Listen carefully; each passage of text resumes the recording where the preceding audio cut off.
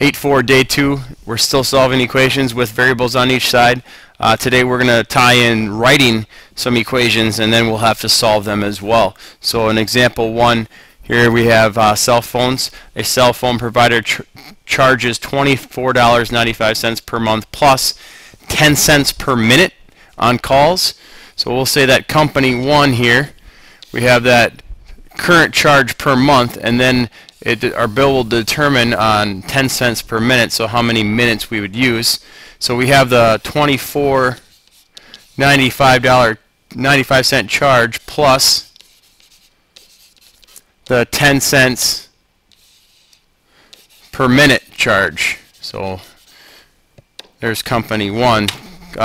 Another provider is going to charge $19.95 per month plus 20 cents per minute on calls. So here's company 2 here. We get $19.95 plus the 20 cents per minute. What we need to find out in this problem is for how many minutes of calls is the monthly cost of both providers going to be the same. So we need to figure out when would the bills eventually be equal. The one in red, your bill starts higher per month, but it's a less charge per minute of calls. The green, the starting value is less, $19.95 per month, but the minute charge is double the first one. So we need to figure out which one would be the better purchase, and that's basically going to dictate the number of minutes. So we're going to figure out when are they eventually going to be equal. So we need to figure out M. M will represent the minutes here. And we have company 1. Company 1 was $24. The bill was $24.95 plus we have 10 cents per minute. Now we need to figure out when are they the same. So when they're the same, these two things will be equal. So when is company 1 going to be equal to company 2? Well, here's company 2 charge, $19.95 plus the 20 cents per minute as well. So there is our equation. Once you have that equation there, we need to go ahead and solve it. So I'm going to go ahead and drop this down here a little bit, and we'll solve it down at the bottom here. There's our equation from above. So the first step is we need to get the variables onto one side. So I'm going to go ahead and move one, and I'm going to move this one right here. So I'm going to subtract because that is positive. And when I subtract from both sides, we wind up with $24.95 on one side equals, this would cancel out. We have $19.95, and when we subtract 0.2m and 0.1m, we get a positive 0.1m. Get our variable alone here. We're going to subtract by 19.95.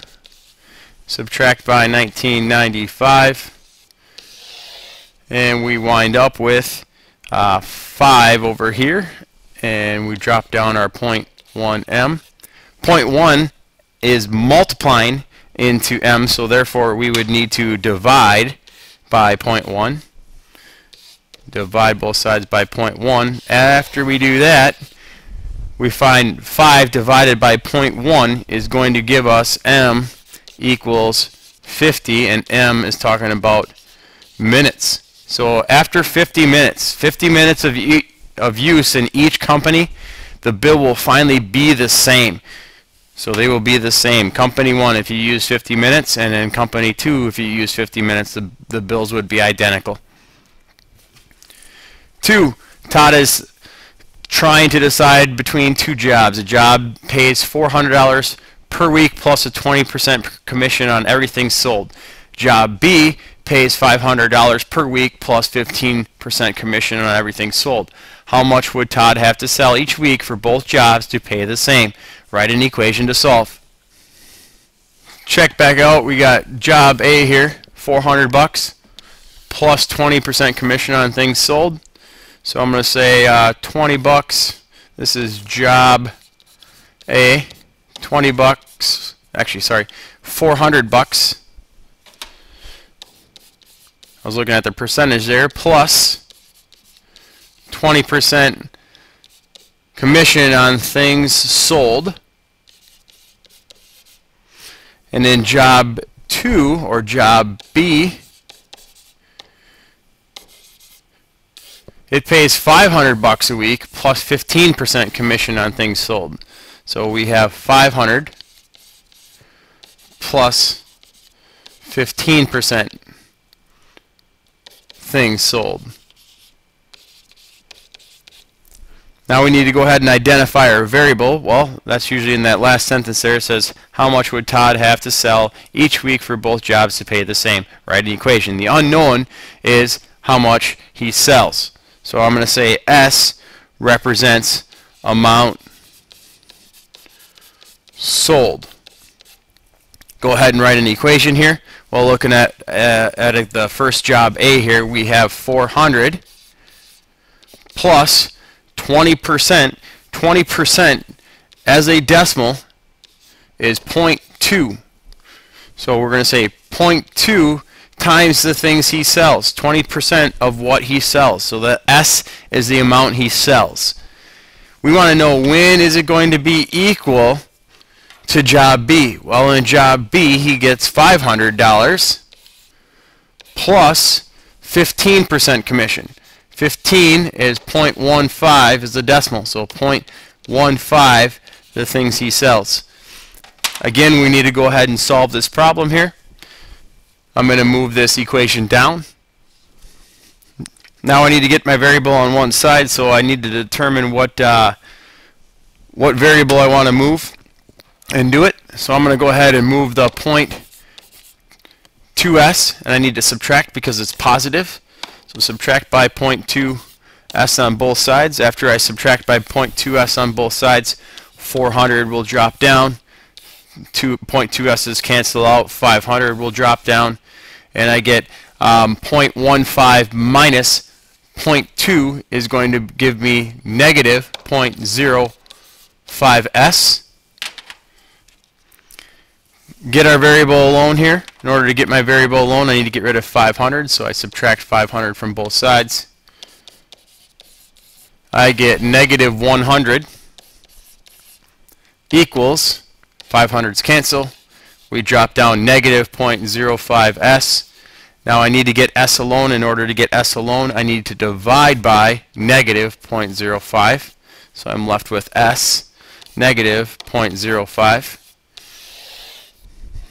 100 or negative 100 divided by negative 0.05 is going to give me 2,000. Now S is talking about amount sold, so that would be labeled in dollars. Job A in comparison to job B, you would have to sell $2,000 of merchandise in order to have the jobs balance.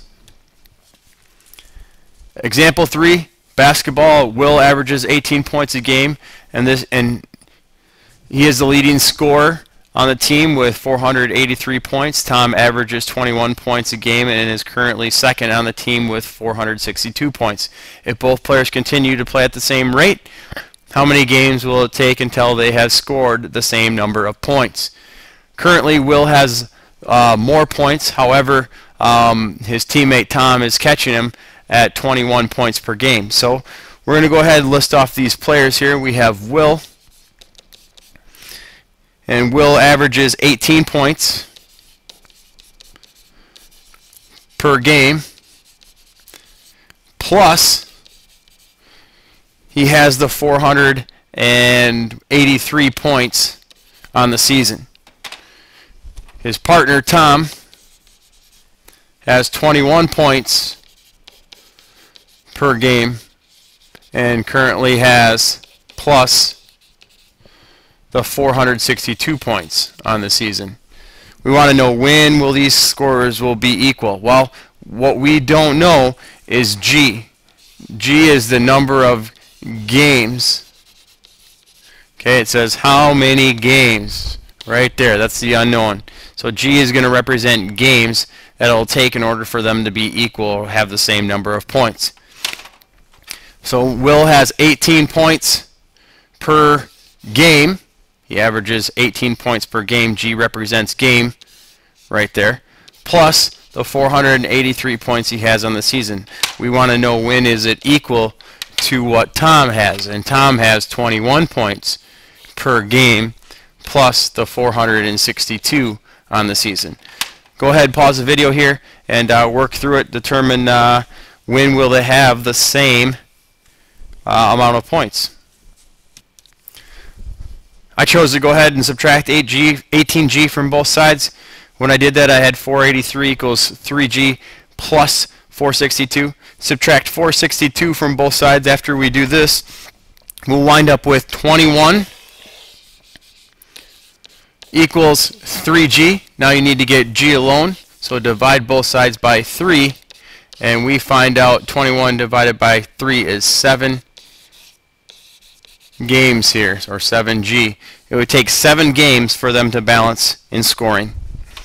Last example is kind of giving you a geometry type example. It says write an equation to find the value of x so that each pair of polygons has the same perimeter.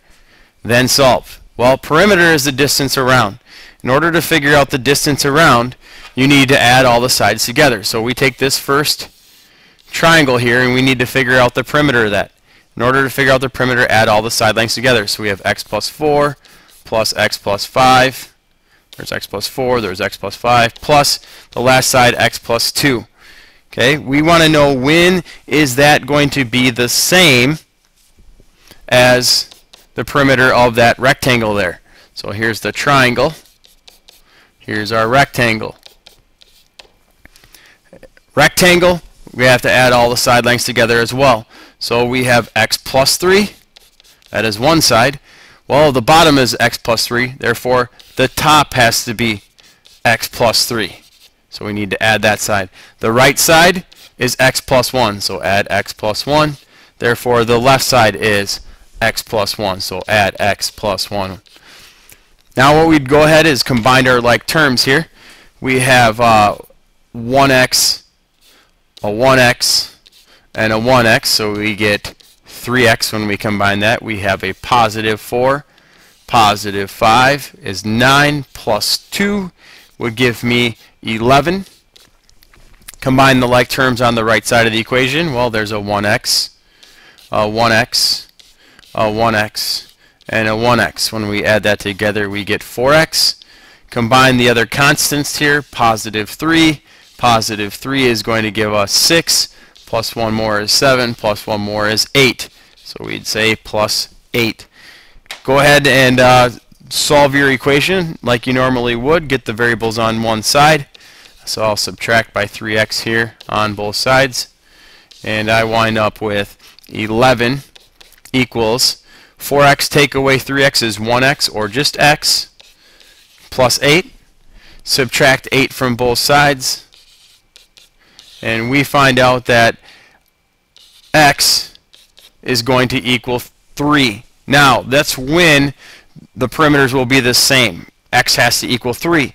Note, in the directions it says that you need to find or solve the perimeter. So you need to substitute 3 into one of those equations above. If you wanted to put it in for the, let's say we did the triangle here, and we know that the triangle is, well, we're adding all of these together right here, all those equations. We know those equations equal 3x plus 11, so I can figure it out over here. So I'm going to say 3x plus 11, substitute in my 3 for x here, because we know that x equals 3, plus 11. 3 times 3 is 9, plus 11. 9 plus 11 is 20. So 20 units. We don't know if it's feet, inches, or what. So the perimeter of those two shapes would be 20 units for them to be identical. This will conclude 8-4, Day 2, Realistic Examples, Solving and Writing Equations with Variables on Both Sides.